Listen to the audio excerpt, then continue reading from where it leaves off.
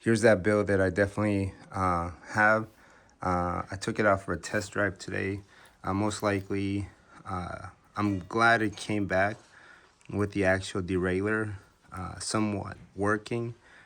This is not a brand new one. It's kind of a little bit of a refurbish. It's in a lot better condition than this one. I can tell you that much. This is caked on there with rust. The whole thing is rusty as hell. The wire here is completely rusted.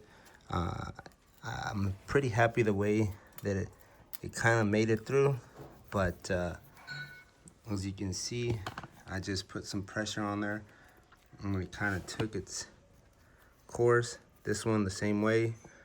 I literally pulled up on it and just pieces of it fell off. So both of these need to be changed out. I'm hoping that I got all the right parts to do that. Definitely gonna swap this out for sure. And I got a couple cables. I hope they're long enough, and I hope they are definitely good enough for this little swap here. And I'm definitely gonna get started with it. But this would help out a ton, just because if I'm trying to gear up or gear down, I definitely want this to work. On top of that, this is pretty loose. I'm definitely gonna reattach that in order for this to properly seat back.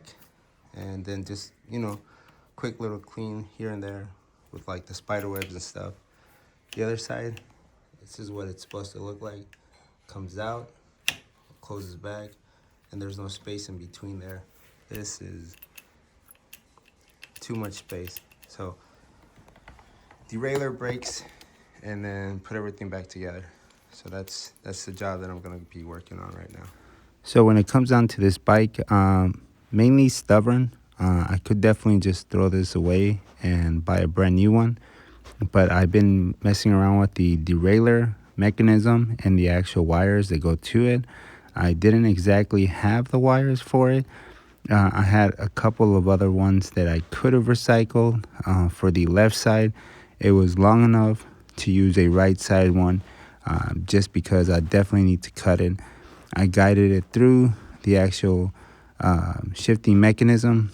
I put it all together. It took me like days to actually find another shop or something that would sell me the wire for the other side. Once I had it, I actually had to buy the cutting tool that I needed. It's a very specific pair of pliers that cuts this wire very specifically, and I also have some crimps. So I wind up actually wiring the right and the left shifting mechanism, putting the rear derailleur. It was a refurbished one. I took out most of the actual rust and putting it all back together. Adjusting the actual brakes. Surprisingly, the brakes are rusted, but they are not falling apart like the actual derailleur wiring. So I definitely got that wiring taken care of. I put everything back together. So funny enough, I don't have an actual tool to take off the actual chain. So it took me a minute to take off the chain, put the new derailleur back in together.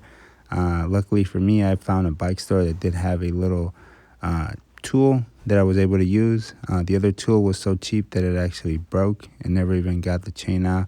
Luckily for me, I thought about it and I got both of the tools, got the chain, everything back together, and this bike is ready for a test drive. Obviously, when it comes down to the bikes, final inspection or final stamp for any one of these bikes and all the time is definitely going to be the test drive. If it doesn't go anywhere, then basically you haven't fixed anything. And if it's not moving, you're not going to do anything with it until you fix the problem. And most people are not going to fix the problem or take it to fix the problem, because these bikes are built so cheaply that they're usually cheaper to buy a new one than to actually fix the problem. So it's going to one of those trends, but if you do fix it, obviously you're going to go through the headache of finding the parts, replacing the parts, and testing the parts. So since I definitely went through the actual headache of finding the parts, replacing the parts, and testing the parts, I also had the headache of not having the right tools, and also the learning curve of going through the process of actually removing the parts, installing them correctly, and having everything work synchronously, nice and neatly with each other. So I definitely get to keep the experience, the tools, and everything that comes along with actually knowing how to do this actual fix. So that's the positive of this, but at the same time, it is a lot of time, money, and effort for definitely very cheaply built bikes, but also expensive parts, especially when upgrading. So pros and cons again, like everything else.